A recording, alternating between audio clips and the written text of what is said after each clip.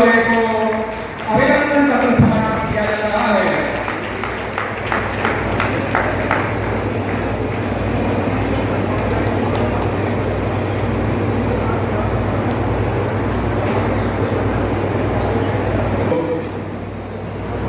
Media के बंधुओं, यह आजादी की लड़ाई का बड़ा ही महत्वपूर्ण बढ़ रहा बाढ़, और इस बाढ़ में देश के लिए लड़ने वालों ने जीने का किया किस्सा विजय का खून से तमाम लिख दिया, लड़ते रहे लोगों की है, बाढ़ एक शहर है। और यहाँ ऐसे लोग जिन लोगों ने देश की आजादी के लिए लड़ाई लड़ी, उन्हीं लोगों में से कुछ एक लोगों ने, महत्वपूर्ण लोगों ने इस महाविद्यालय की स्थापना कराई से याद करते हैं, कार्यक्रमों में याद करते हैं। महाविद्यालय की पत्रिका छपती है, विभूति, उसमें याद करते हैं। और उसमें मैं कुछ एक लोगों को स्मरण करना चाहता हूँ। आदरणीय वेदनी बाबू, स्वर्गीय वेदनी बाबू, स्वर्गीय हरदेव बाबू, स्वर्गीय अरदेव बाबू, और इस कॉलेज के संस्थापक प्राचार्य सूरज प्रकाश सिंह जी। आज वो ये महानुभाव हमारे बीच नहीं है, लेकिन उनकी प्रेरणा, उनका आदर्श, उनका संघर्ष इस महाविद्यालय के कण-कण से हमें झंकृत करती है और ये बताती है कि हमें किस तरह से समर्पित भाव से और उसी भाव के साथ प्राचार्य महोदय भी इस कार्य को आगे बढ़ा रहे हैं। विभूति की चर्चा कर रहा था, बिहार विभूति के नाम पर यह महाविद्यालय और उनके स्मरण को बराबर लोकार्पित हो रही है माननीय कुलपति महोदय के कर कमलों द्वारा। मैं आग्रह करता हूँ संपादक मंडल के मुख्य सदस्य डॉक्टर खान साहब से कि सर के हाथों में इसे प्रदान करावें। और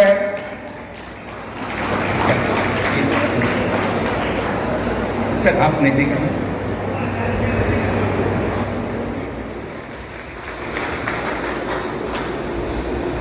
जहां तक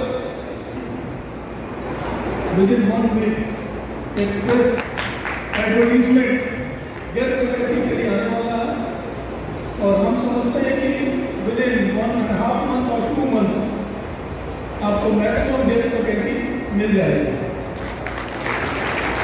तो जितना एक्सपेक्ट करें हो सकता है उसी के आसपास आपको गेस्ट फैकल्टी के रूप में टीचर्स मिल जाएंगे, जिससे आपके बच्चों का पठन पाठन का नुकसान ना हो।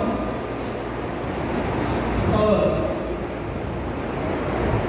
मुझे आपके संस्थान में आकर इन बच्चों को प्रतिभा, समर्पण और लगन जो उन्होंने आज क्राफ्ट के रूप में बाहर की प्रदर्शनी का झलक प्रस्तुत किया है, वो अप्रिशिएटेड है और मैं उसको अप्रिशिएट भी करता हूँ। और कुछ पेंटिंग्स जो इन्होंने बनाई हैं, वो पेंटिंग्स एग्जीबिशन और सेल के लायक हैं, जिसमें इन बच्चों को रॉयल्टी भी मिल सकती है अगर इसको यूट्यूब पर डाला जाए। मैं इन बच्चों से रिक्वेस्ट करूँगा कि कुछ पेंटिंग्स को आप यूट्यूब पर डालें और आप लोगों को यूट्यूब के जरिए आप फेमस भी हो सकते हो और उसमें आपको रॉयल्टी भी मिल सकती है। और उसके लिए यूनिवर्सिटी को कुछ अगर प्रमोट करना होगा तो मैं कुछ लोगों को जानता हूँ, कुछ कंपनियों को जानता हूँ जो इसको प्रमोट करते हैं। आप यूट्यूब में अपना एक चैनल बनाइए अपने कॉलेज का। अच्छा, प्रोफेसर साहब अपने कॉलेज में यूट्यूब चैनल बनाइए और उस पर इसकी मार्केटिंग करिए। और इसकी मार्केटिंग और प्रमोशन के लिए मुझे जिसको कहना पड़ेगा मैं कहूँगा, और निश्चित ही आप लोगों को सफलता मिलेगी। इससे आपके बच्चे भी बेनिफिट होंगे, आपका कॉलेज में बेनिफिटेड होगा, तो क्वालिटी आयाती बढ़ेगी। आपके कॉलेज में NSS और NCC दोनों ही बहुत उच्च कोटि के हैं।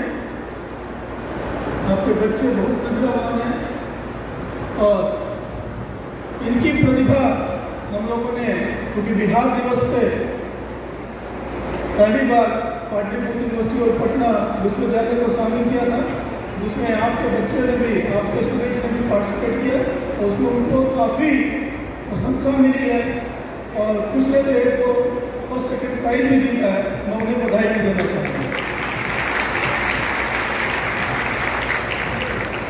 इन यूनिवर्सिटी आपके स्टूडेंट के साथ, आपके प्रोफेसर, आपके टीचर के साथ और प्रिंसिपल साहब आपके साथ हमेशा खड़ी मिली है और खड़ी रहेगी।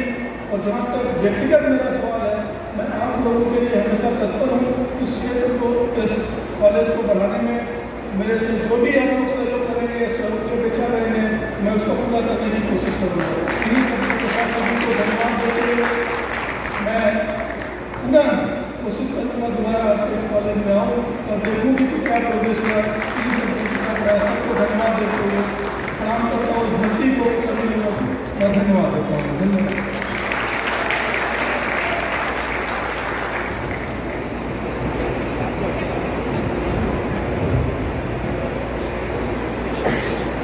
आज का कार्यक्रम क्या था?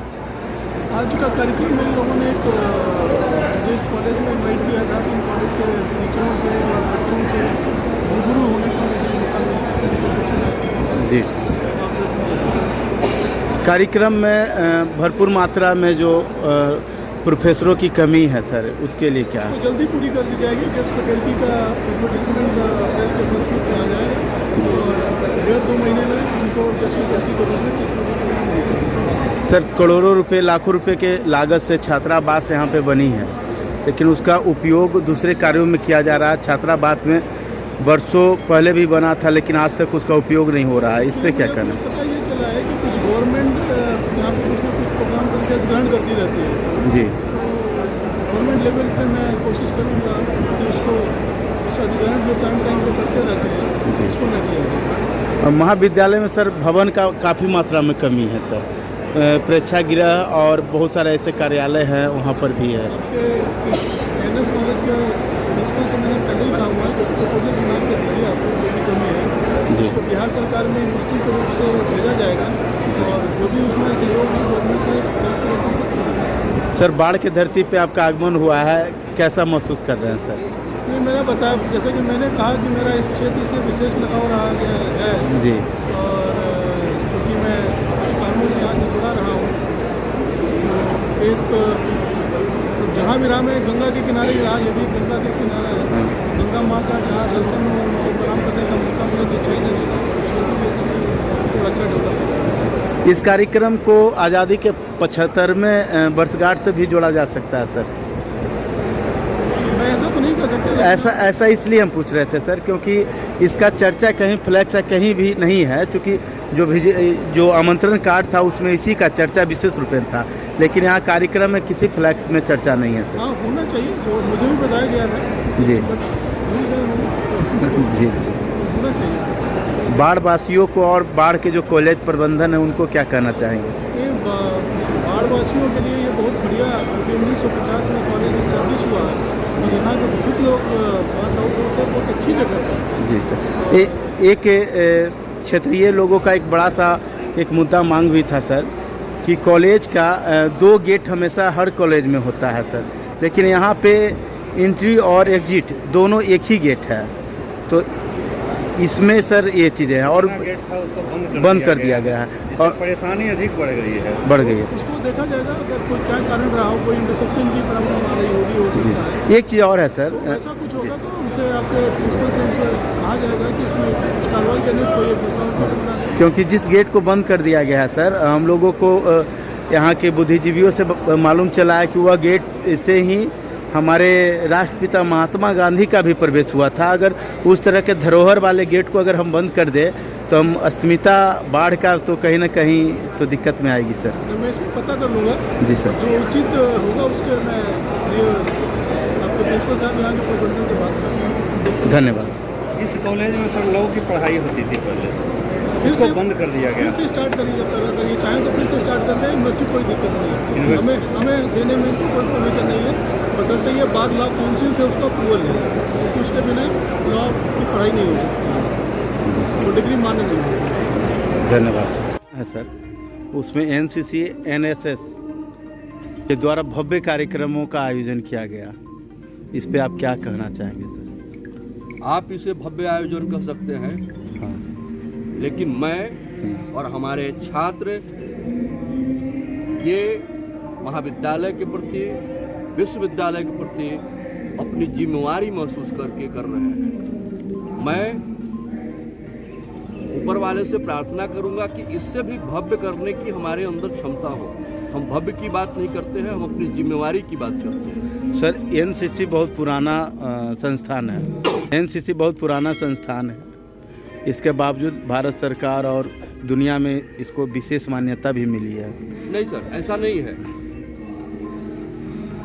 भारत सरकार में कई ऐसे जगह हैं जहां की सी सर्टिफिकेट होल्डर का रिजर्वेशन है, मैं इसका गवाह हूं। हमारे यहां से कई बच्चे वैसा निकले हैं। अभी कुछ समय पहले जनवरी में हमारा एक कैडेट था प्रभात कुमार, जो लेफ्टिनेंट ट्रेनी के रूप में आईएमए देहरादून में वो इंडियन मिलिट्री एकेडमी के अंदर वो ज्वाइन किया है और वो सी सर्टिफिकेट के बेसिस पर गया है। यानी कि जो सरकार की जो एनसीसी के प्रति जो नीति है वो सही है, भारत सरकार की सही है। सही है। यानी कि जितना सरकार दे रही है एनसीसी कैडेट को सी सर्टिफिकेट तक के, उससे आप संतुष्ट हैं?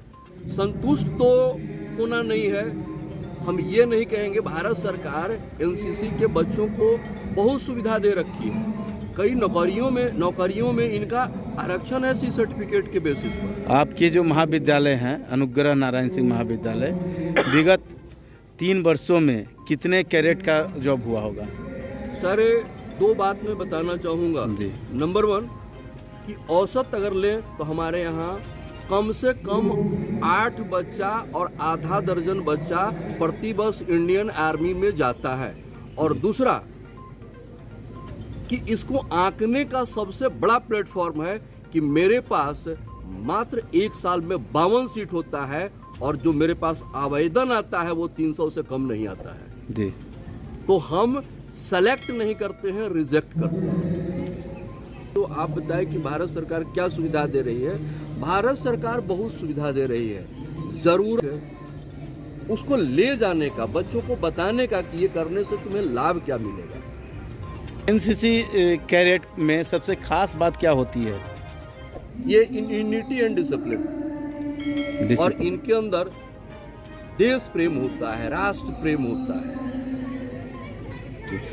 हम भी एनसीसी का कैडेट रहे थे अनुग्रह नारायण सिंह से ही, तो बहुत ऐसे भी हमारे साथ कैडेट थे जो कि उन्हें कैंप करने का मौका नहीं मिला था, जिसके कारण बस बी सर्टिफिकेट और सी सर्टिफिकेट उन्हें प्राप्त नहीं हुई थी।